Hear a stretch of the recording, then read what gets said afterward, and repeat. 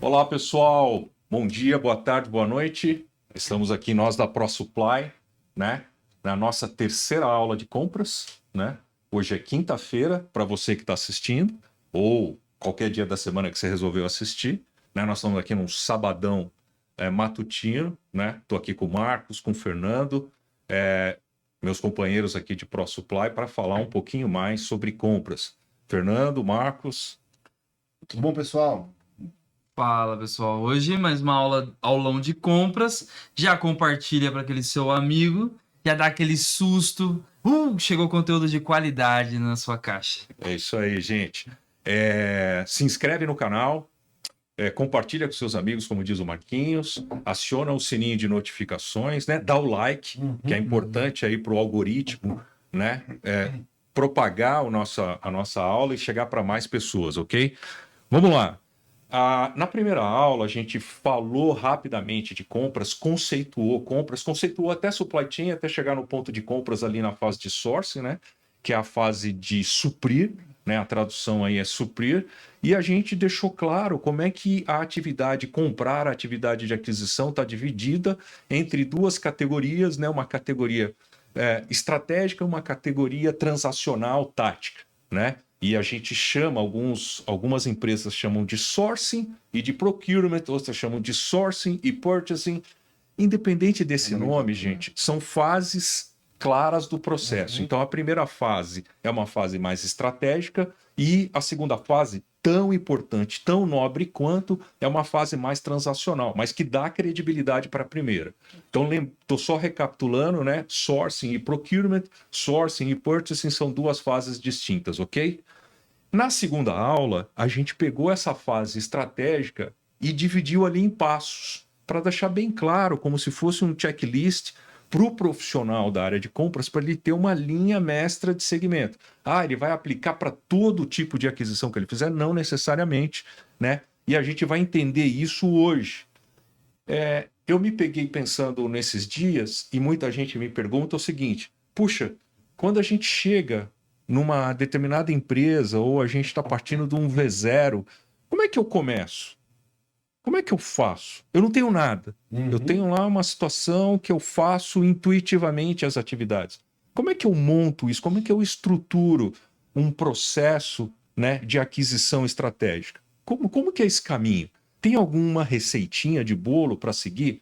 Olha, cada contexto, né, cada empresa tem a sua história, tem a sua vida, tem a sua identidade. Mas eu diria, eu recomendaria, eu tenho uma sugestão, uma estrutura para poder construir isso, esse caminho. Então vamos lá. Como é que a gente faz isso?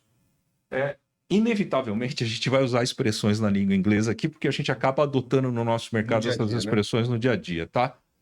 Mas a primeira coisa que a gente fala em compras que é importante é o seguinte: você chegou lá, você não sabe, mas a empresa já tem um histórico, né? Esse histórico pode se traduzir numa ferramenta, talvez uma das ferramentas mais importantes da atividade de compras estratégica, que é o Spend Analysis, ou análise dos gastos de compras que são feitas de maneira histórica ou até mesmo prevendo quanto vai ser. Tá legal? Então a gente chama isso de a primeira etapa. Vocês já perceberam que nenhum dos três aqui tem facilidade com desenho, né, gente? Mas acho que sou melhor ainda, viu? De verdade. Eu tô procurando um curso de desenho. Então eu vou dizer o seguinte para vocês, pessoal. Primeira coisa que você deve fazer, e a gente vai entrar mais detalhadamente, não cria aí uma ansiedade nisso, a gente vai explicar como é que se monta isso daqui, como é que se faz, eu vou entrar no detalhe nas próximas aulas, é inevitável, eu não consigo detalhar hoje isso em 40, 50 minutos, tá? Senão vai ficar até maçante para vocês que estão assistindo. Mas primeira atividade é ter um fatos e dados, ter um banco de dados que te mostra o seguinte: o que vai trazer o Spend Analysis? Vai trazer o item, vai trazer os fornecedores, vai trazer o volume comprado, vai trazer o valor pago, vai trazer a condição de pagamento, vai trazer o valor total comprado anual, historicamente, vai trazer todo um rastro daquilo que você vem comprando, né, no dia a dia. Então, a primeira visão que você vai ter, você vai falar: nossa, essa empresa compra tudo isso? Você pode se deparar o seguinte: caramba, por que comprou tudo isso? Por que comprou todos esses itens? Porque tem uma variação tão grande, né, de itens. Pode ser por uma série de razões, mas é o seu primeiro encontro, o seu primeiro choque de realidade, é quando você baixa esse dado, normalmente através de um ERP, você vai lá, faz um banco de dados simples, faz uma queryzinha e baixa esses dados. Aí você vai se deparar, pô, então quer dizer que esse é o fornecedor que eu mais compro. E você pega um histórico de quanto tempo aí, Anderson? Olha, o que é interessante pegar? Que eu recomendo é que você pegue aí, se for possível, um histórico de 4 anos. Por quê? Porque você pode detectar o seguinte, caramba, nós estamos em 23, lá em 2020, esse pessoal aqui comprava de um fornecedor XYZ. E esse cara tinha um nível de preço tal, com uma condição de pagamento tal, blá, blá, blá, blá, blá, blá. Deixa eu ver esse histórico. Em algum momento vocês mudaram o share de fornecimento, o volume de fornecimento. O que motivou isso? O que levou a essa situação? Existem fornecedores que precisam ser revisitados. Entendeu? Então é importante você ter um histórico para entender para onde a área foi mudando. Ou, eventualmente, você vai perceber que a área de compras está comprando de distribuição. Um dia ele comprou no cara ali, outro dia ele comprou no cara colar, outro dia... Você abre isso daqui por SKU. Por SKU. Normalmente a gente cria duas variáveis independentes. Eu quero entender por SKU e eu quero entender por fornecedor. Tá bom. Onde é que eu estou gastando meu dinheiro por SKU? Onde é que eu estou gastando meu dinheiro por fornecedor? Legal. Isso vai ser importante no momento lá na frente para você construir as suas estratégias de negociação também e que tipo de política. Marquinhos falou bastante de política ontem sobre planejamento. Aqui também tem política. É isso aí. Tem muita política. Qual é a minha estratégia? Para onde eu vou? O que eu devo fazer? Né? Então o SPED ele revela, ele é revelador. Tá? Ele traz... É o primeiro choque de realidade que você toma. Eu cheguei hoje numa empresa, não conheço nada, quero ajudar essa companhia a melhorar o processo de aquisição. Cara, primeira coisa que você faz, vai aqui. Baixa esses dados e tenta fazer uma leitura. Aqui vai revelar para você tudo que essa empresa tem feito. Por isso que é importante, 4 anos é um bom cenário. Tá? Pode ser 3, pode ser 3, pode ser 2, pode ser 2, depende. É um período longo, né? Depende. Agora...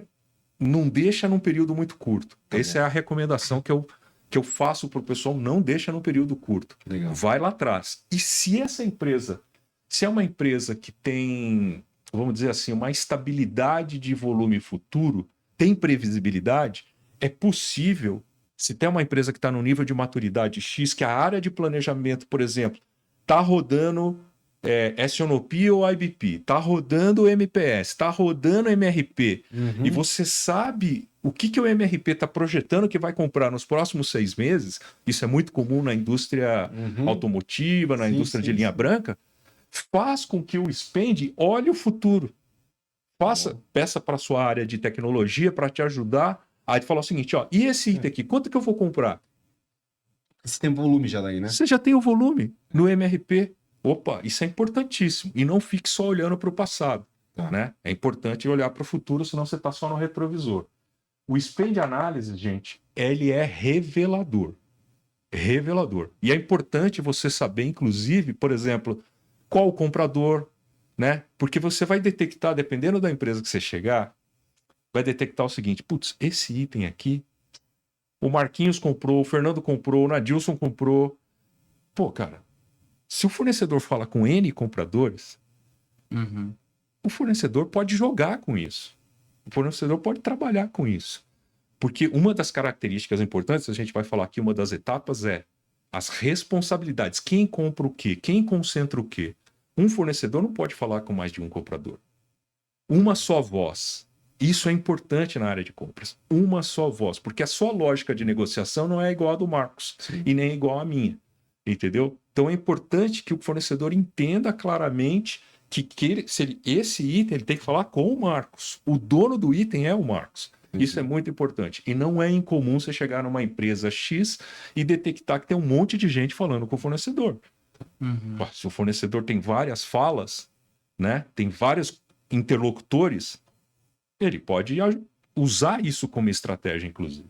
tá? Então, gente, spend analysis. Em algumas empresas, antigamente, tinha empresas que chamavam de APV.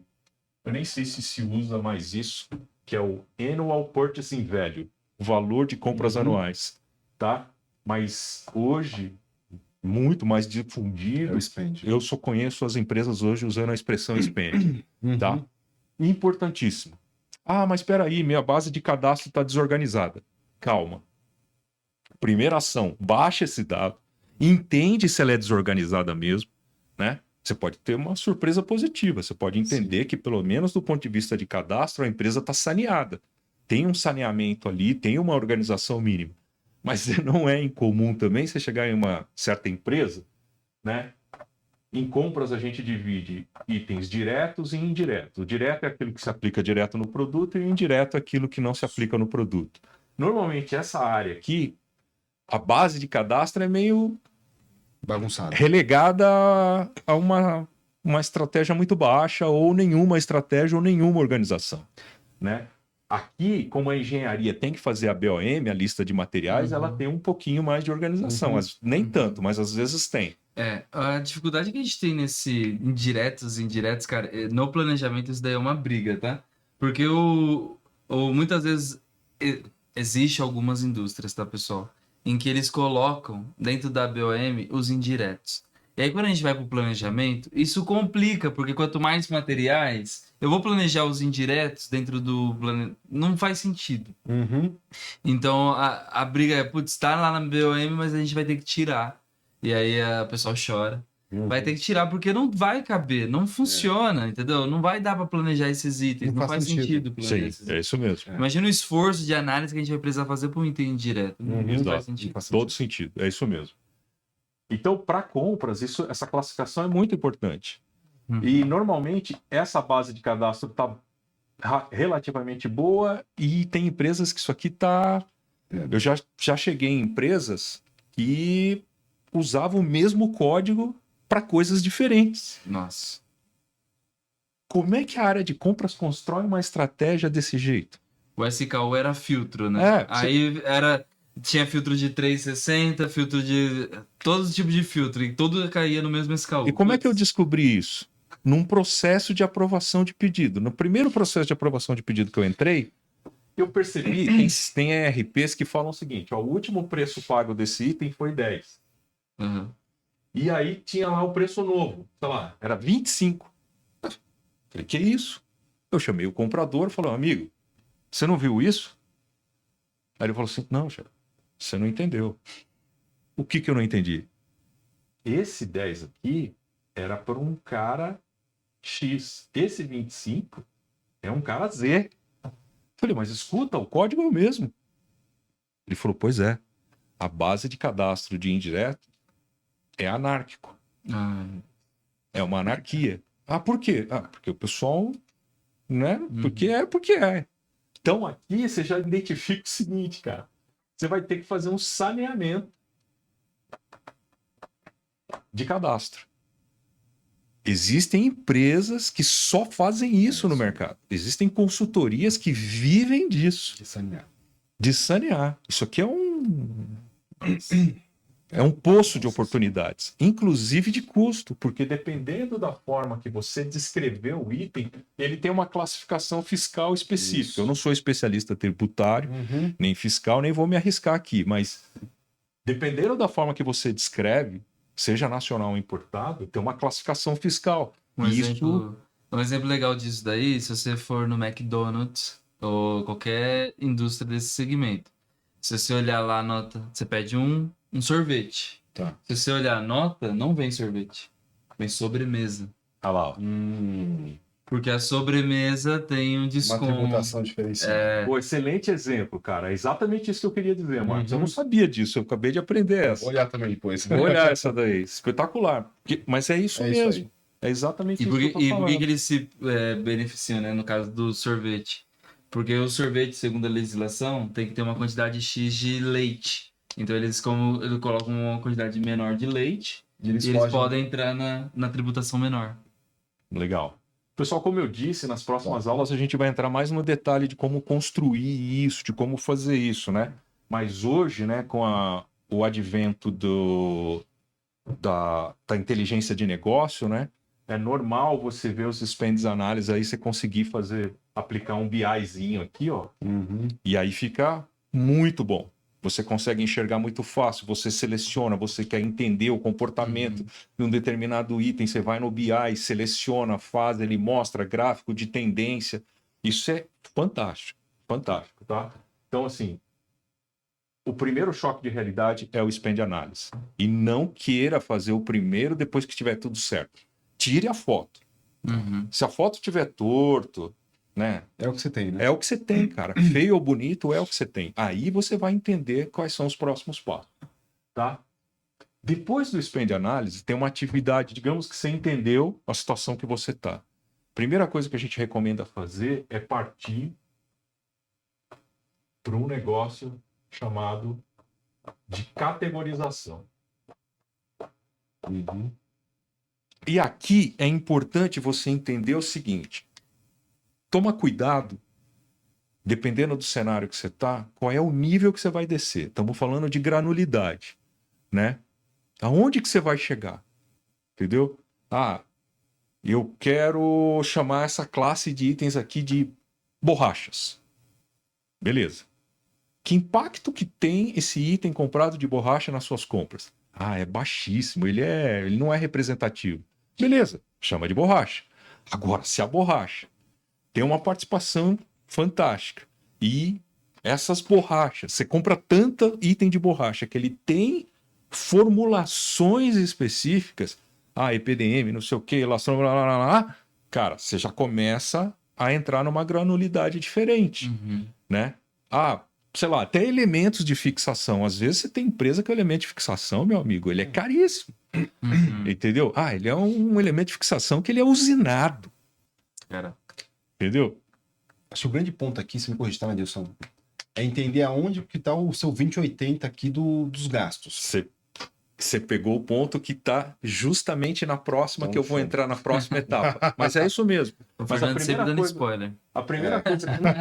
Isso mostra que assim, a gente está construindo uma lógica aqui interessante para quem está nos assistindo, para o pessoal falar assim, putz, tem uma receitinha aí para seguir. Então, a segunda coisa que a gente recomenda é o seguinte: baixou o spend, entendeu lá o seu mundo, direto e indireto, começa a agrupar e tenta entender Depois, como o mundo da melhoria contínua, você pode voltar nisso, abrir, diminuir, você pode entender isso melhor. Até porque isso muda, né? Isso. Pode ser que um item que era C hoje, amanhã ele vire B. E aí você vai tendo, ele vai ganhando importância ou vai diminuindo a importância dele. Então, rode sempre o spend analysis mensalmente, é importante rodar mensalmente para saber como é que está se comportando. Uma dúvida, Nadilson, em relação ao spend mensal, você faz uma diferenciação entre materiais e serviços? Sim, é importantíssimo. É importantíssimo fazer essa diferenciação, né? Por exemplo, você falou de serviços, né? Acho que é um exemplo clássico. Alimentação nas indústrias, né? Engraçado, você vê um comportamento diferente nesse negócio, tá? Aí você fala, putz, o que está acontecendo? Aí você vai até o RH, começa a discutir, tem alguma coisa acontecendo? Teve uma ampliação aqui, não, a gente contratou mais operadores, abriu um terceiro turno, então o consumo de alimento aumentou, sei lá, qualquer coisa que vale. Então você vai entendendo os comportamentos. Faz uma diferenciação, sim. Isso é fundamental, porque isso vai ser uma das aulas lá na frente, a gente vai explicar o seguinte: não existe o mesmo remédio de negociação para todos os itens. Negociar gases industriais é totalmente de negociar energia, como é totalmente diferente de negociar alimentação, por exemplo. Tem uma lógica diferente. E atenção, essas empresas especializadas, elas têm treinamento para o pessoal de vendas para lidar com quem compra. Sim. Eles são treinados para sentar na mesa com os compradores desse tipo de aquisição, porque serviços normalmente são expendes altos, são despesas altas. Quando você pega lá despesas, você vê lá, no Brasil principalmente, cafeteria, alimentação, alto. Transporte de funcionários, estou falando de uma indústria, alto, né? São categorias. Plano de saúde, cara. Plano de saúde, cara. Pô, plano de saúde odontológico é um negócio assim que tem um impacto muito grande na indústria, né? E que chama a atenção. Por isso que é importante o espelho de análise, por isso que é importante a categoria. Então, a granulidade, a categoria que você define, onde que ele está inserido, para você poder construir as suas estratégias lá na frente, é fundamental. Então, categorização, gente. Direto e indireto, a primeira coisa mais básica. Como você está falando, eu separo o material, você separa. Serviço está indireto, tá? Normalmente, né? Tem serviços no direto também. Um serviço de, sei lá, de tratamento térmico. Você tem que mandar o material para fora para tratar termicamente e voltar. Tratamento superficial, tem que fazer, voltar, sei lá, algum tipo de agregação de valor que você não tem dentro da tua empresa. Você manda para fora e volta. Sei lá, qualquer coisa. É um serviço, né? Mas você tem nos dois, direto e indireto. Então é importante que a gente faça isso, divida indireto e indireto na categoria e defina a granulidade. Daí que lá no passado, na área de compras, tinham 3 categorias no direto. Não tinha mais que isso. Metálico, elétrico e químico. Então era comum você chegar e falar assim, você chegava na área de compras e falava, quem que é o especialista de químico aí? É o João. Você chegava lá no João, tudo que era classificado como químico era ele. No momento à frente, o pessoal falou assim, esses eram os commodity managers, sei lá, qualquer coisa que eu valha. A área de compras falou assim, espera um pouquinho, acho que nós vamos ter que abrir mais essa granulidade, porque eu estou misturando alhos com bugalhos, né? Tem coisas muito específicas. No químico, você negociar, por exemplo, um determinado elemento de uma resina plástica, ele tem um comportamento específico. Você tem poucos fornecedores ou tem muitos fornecedores, entendeu? Que isso vai entrar lá, a gente vai falar aqui de uma outra categoria ali na frente, né? Mas isso é fundamental para isso, tá? Então, categoria, pessoal, direto e indireto e a granulidade. Tá ok? A gente vai falar bastante sobre isso nas aulas à frente. Vou correr aqui que eu sou o cara que mais consumo tempo aqui normalmente nas aulas anteriores, tá? Então, depois disso, uma coisinha básica. Classificação. Como é que eu classifico esse item? O Fernando deu um spoiler, como diz o Marquinhos, né? Então, aqui, ó. A gente não se alinhou, né, Marquinhos? Classificação. E, pessoal, não inventa a roda. Não queira ser mais realista que o rei.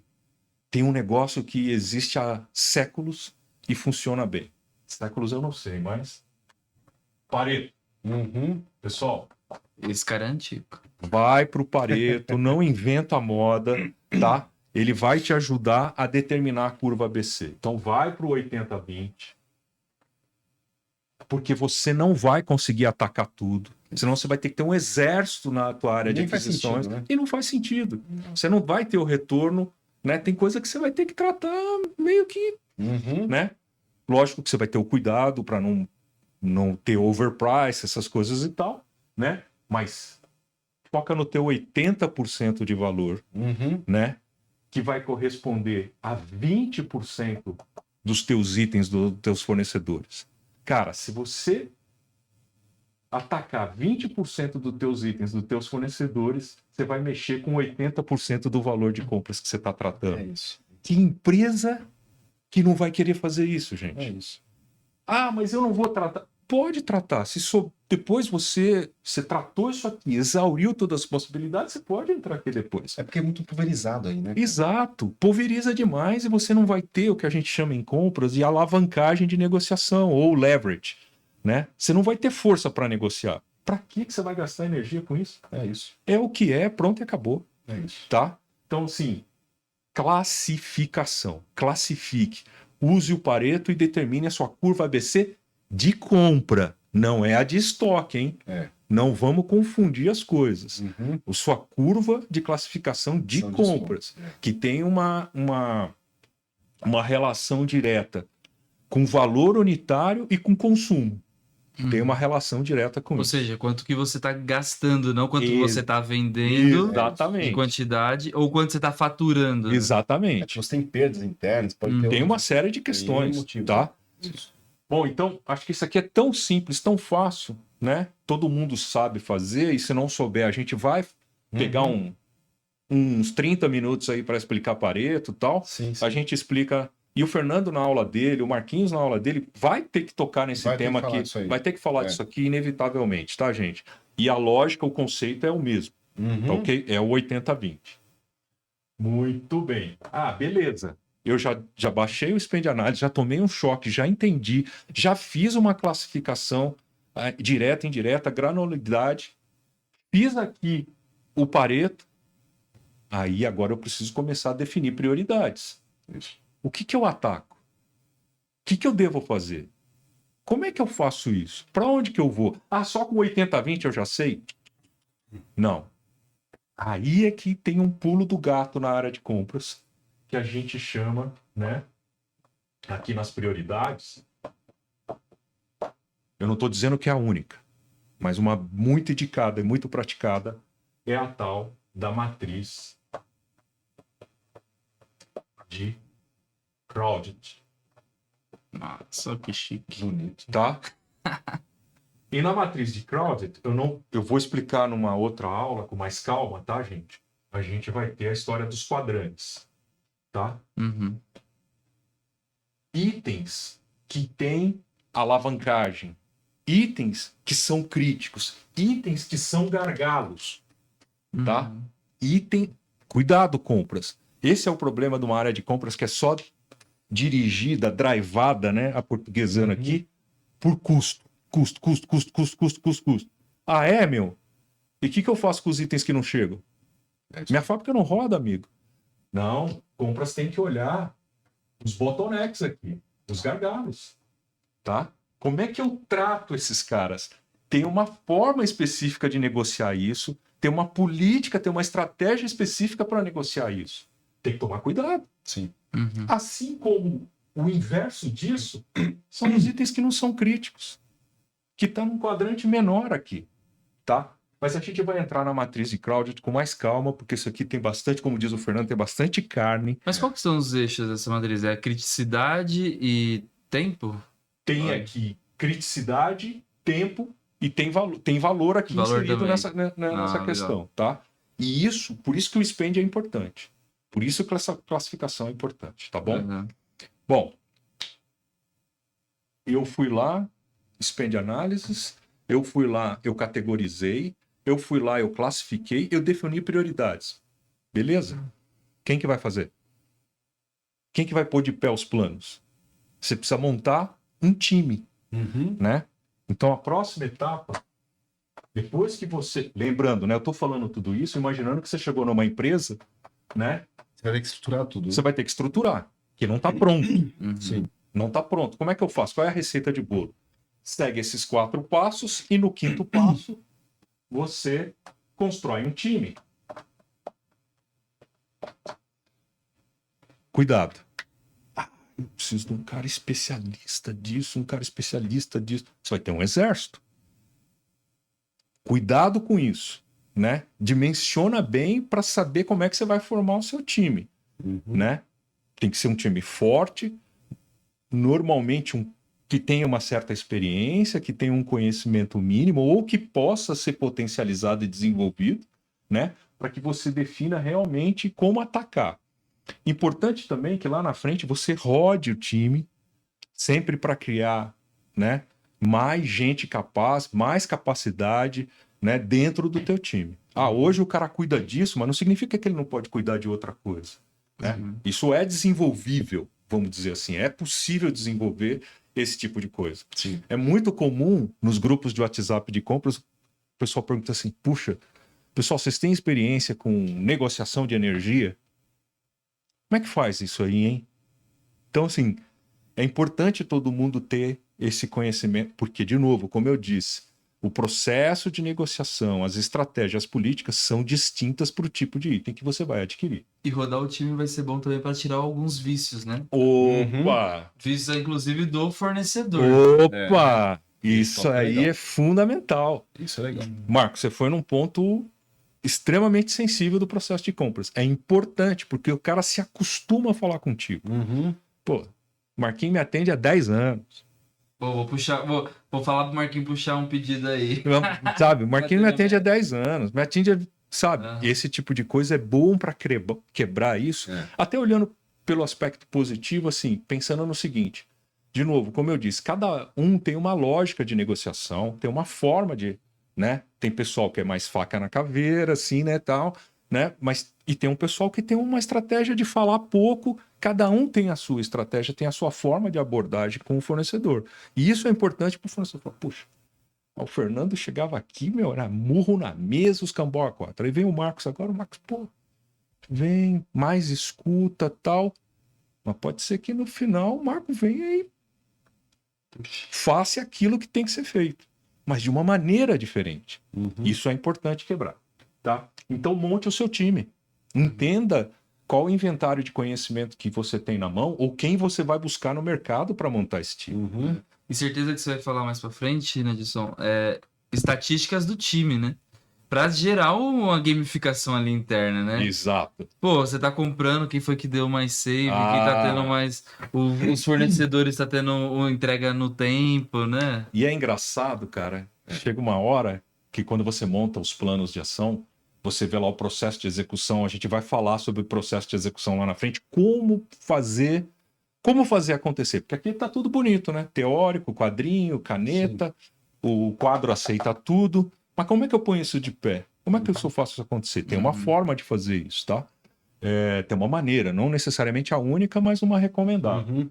Então, assim, é importante medir. E os próprios compradores se medem. Uhum. E é muito engraçado que eles começam a brincar entre eles. Quando o time atinge um nível de maturidade tal, o cara chega e fala assim, ó, normalmente o gestor fala, pô, nós estamos sei lá, estamos em 10 milhões de savings esse ano. Uhum. Aí alguém, não, 50% aí foi só a minha negociação, né, chefe? Sei lá, começa a criar esse tipo de coisa de maneira positiva, sempre de maneira positiva, porque às vezes tem cara que tá com filé mignon para negociar. E tem o cara que tá com a carne de pescoço para negociar. Que nem tem fornecedor suficiente para ele introduzir competitividade. Uhum. Não é fácil. Então tem que tomar muito cuidado com as comparações, né? Não é... E aí, acho que vem um ponto importante aqui depois, que já participei de empresa, de novo, eu nunca fiz projeto com compras, tá, Edson? Mas já participei de empresa, sei lá, teve projetos com compras, tá? Dispende, tudo isso daí.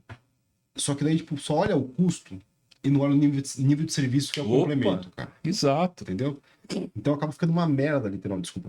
Mas ficando muito ruim. Não, Mas é isso aí que ele mas é falou isso mesmo. mesmo. Acho que é mais explícito, é isso mesmo. Aham. Porque, tipo, tá focando na puta, eu consegui 1 milhão, 5 milhões, 10 milhões de saving. Tá, mano. Cara, mas tá. Quem tá lá na operação, na logística, Não chega. na fábrica, cara, tá um Não. lixo o negócio. Aí esse cara. saving acaba se tornando em outro tipo de custo. né? Vamos isso. imaginar uma seguinte situação, Fernando, só para ilustrar o que você está falando. Eu tenho o comprador A, B e C. E cada um tem sua meta. O comprador A fala, putz, cara, como é que eu vou fazer para atingir minha meta? Já sei. Ele tem a infeliz ideia. É lógico que não é assim simples, porque tem um processo Sim. de aprovação. Ele não decide sozinho isso. Mas digamos que ele conseguisse avançar, ele foi lá e conseguiu X de save. Uhum. Só que para conseguir aquele X, ele pegou a condição de pagamento, que era uma média de 60 dias, e o cara começou a pagar todos os fornecedores em 10. É lógico que ele vai ter save, porque o custo do dinheiro saiu. Isso. Então tem que tomar cuidado com as comparações, tem que tomar isso. cuidado com isso. Condição de pagamento é um fator? É um fator, é caixa. É caixa. É caixa. E assim, se só tem uma métrica, que é a métrica do saving, o que vai acontecer, pessoal? A manipulação da sua métrica vai ser óbvia, né? Porque você vai chegar lá e falar pro vendedor do outro lado: cara, coloca um pouquinho mais alto e me fecha esse preço aí que você tá colocando. É uma política muito comum. Quando você só tem dentro do time a métrica do save. Mas quando você começa a ter outras métricas, Tem que fechar as métricas. É isso mesmo. faz mais sentido, porque não adianta só o saving, aí vai ter o Não. atendimento, vai Por ter isso que o todas as- drive, a direção não pode ser essa. nível de serviço, que é fundamental, que tem a ver com a matriz de Claudius que eu falei, tem a ver com o item bottleneck. Não adianta o comprador, eu saí do fornecedor A e fui para o B e tive uma redução gigante de save. É? Deixa eu te falar uma coisa, amigo. O A entregava numa média de 15 dias. Esse cara aqui tá me entregando em 70 dias, amigo. Porque eu vou te dar um exemplo, tá? O que eu monto em vários clientes meus, tá? A gente monta no Picking, tem hora, pensando em logística agora, tá? Fazendo uma correlação. Tem hora no Picking lá que a gente tem que fazer lá. Você não tem produto, cara.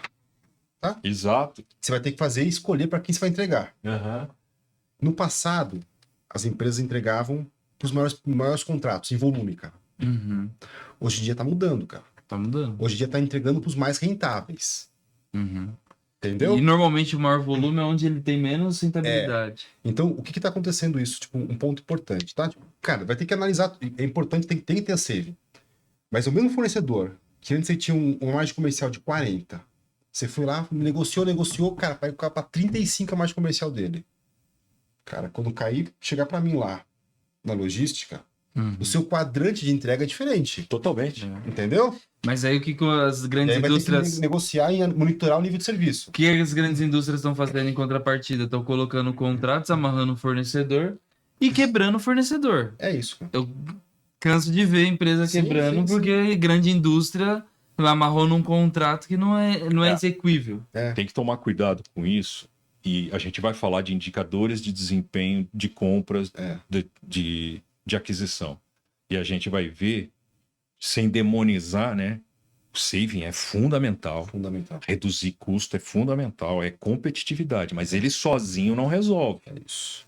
Ele não resolve sozinho. Você não faz uma troca do save por comprar um lote maior, você ter um fornecedor que não tem on-time delivery, que não tem um OTD, um OTIF adequado, que não tem uma condição de pagamento adequada, que não tem qualidade. Eu ia falar de qualidade agora. Não tem qualidade. O cara de 10 que ele entrega, 3 eu reprovo. E tinha um, cara, só pra dar um exemplo aqui. Tipo, cara, eu tô dando muito exemplo aqui. Tá ótimo. Né? A gente fez um projeto lá de novo. Entraram e fizeram compra de polímeros X aí, que antes era nacional, começou a trazer da China, tá, cara? Cara, saving animal e tal. Cara, inspeção de qualidade do recebimento passou, cara. Cara, quando colocava na injetora, era refugo pra caramba, entendeu? Tinha que limpar o canhão toda hora. Puta pau. Então, tipo, isso aí tudo tem que entrar nessa conta maior aí de qualidade, se vai ter ou não, entendeu? Assim, gente, nós vamos ficar falando dessa atividade de aquisição aqui por muito tempo. É isso. Tem muita coisa para explorar.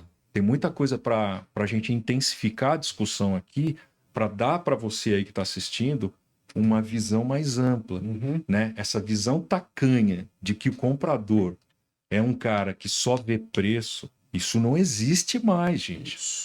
Que ele só espera, que ele é reativo, não existe há muito tempo, tá? Ele tem que olhar o todo, ele é um profissional de negócios. Ele é um agente de negócio. Extremamente estratégico. Extremamente estratégico. É isso que o pessoal precisa entender. A importância... De novo, eu falei na outra aula e vou falar de novo. Normalmente, quando você tem lá o preço de venda 10, normalmente, no mínimo, tem 40% desse 10. É o CMV. É o custo da mercadoria comprada. É aquilo que você comprou, cara. É o valor da compra total, o valor total de aquisição. Tal, a gente vai falar sobre isso na frente, o tal do TCO, né? O custo total da compra, tá? Representa 40, 35, 45, 5. Tem mercados que representa 60. Se for um distribuidor, por exemplo. Não, se a sua companhia é uma empresa eminentemente de montagem, você não transforma nada, você compra e monta, o seu custo do material sobre a venda vai ser extremamente significativo. Isso. Veja as montadoras de veículos, elas transformam muito pouco hoje. Elas montam, elas são montadoras, OEMs, né? Elas são montadoras. Ou seja, o custo de material é importante. Por isso que a área de compras numa montadora é muito forte. É um time danado, né? Danado. E às vezes até exageram e acaba acontecendo o que o Marcos falou, de quebrar fornecedor, essas coisas todas. Mas o quê? Eles estão extremamente pressionados, né? Extremamente pressionados. Bom, enfim. Depois que você montou o time, né? E isso, a gente falou, é importante você fazer o rodízio ali na frente para quebrar vícios ou ter uma lógica diferente, não deixar o processo viciado, né? Você vem para uma atividade aqui que é um dos corações da atividade de compras, que é o desenvolvimento das estratégias. E como diz o Fernando, aqui tem carne, gente. Ah, você tá... Cara, aqui tem carne. Aqui tem atividade pra caramba e não despreze essa atividade. Grandes consultorias mundiais desenvolvem templates específicos para você como construir essa estratégia, tá? Como elaborar essa estratégia? De uma simples matriz SWOT, tá? Simples matriz SWOT. Das 5 forças lá do Porter, e a terceira é fornecedores. Para quem quiser voltar lá nos livrinhos, lá, olhar, bater, a terceira força de Porter são os fornecedores, né? É fundamental você usar. Não é, isso aqui não é para ilustrar, é para usar, gente. É para praticar. E quanto mais você faz, mais você aprimora. E tem também uma importantíssimo, que é o tal do Pestel, tá? Tem algumas empresas que usam até o Pestel, mas o tal do Pestel, né? Cada letrinha dessa eu vou entrar depois, tá? Não vou entrar aqui no mérito agora, tá? Mas, por exemplo, P, política, né? É importante você entender isso, que pode ser que aqui na sua formação de time você resolveu montar um time regionalizado ou globalizado, um time de compras regional ou global. Cara, ele vai ter que olhar para o globo, porque hoje você compra da Malásia como você compra de Santa Catarina, tá? Não tem essa. O mundo ficou curto, o mundo ficou rápido, as distâncias não existem mais, né? Há muito tempo não existem mais. Então é importante você ter um cenário claro, né, de todos esses movimentos, tá?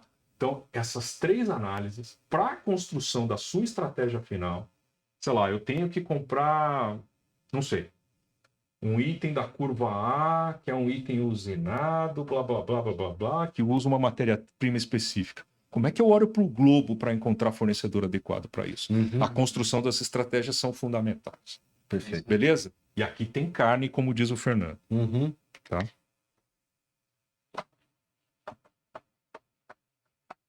Então, até aqui 6 etapas.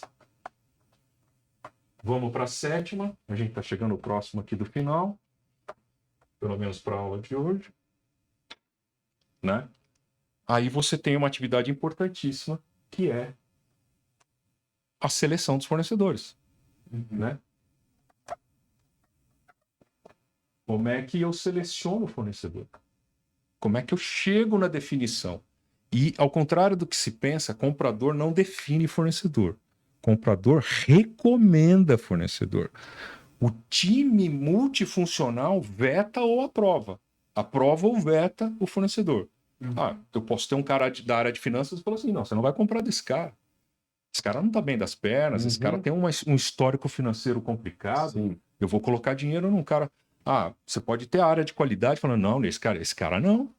Esse cara não tem processo maduro, esse cara não tem processo estável, esse cara vai causar um problema muito grande. A logística pode votar e dizer o seguinte, espera um pouquinho, cara, esse cara aí, o lote mínimo dele vai me cobrir, a área de planejamento e logística pode falar, não, esse cara vai me cobrir aí um consumo de 6 meses num lote.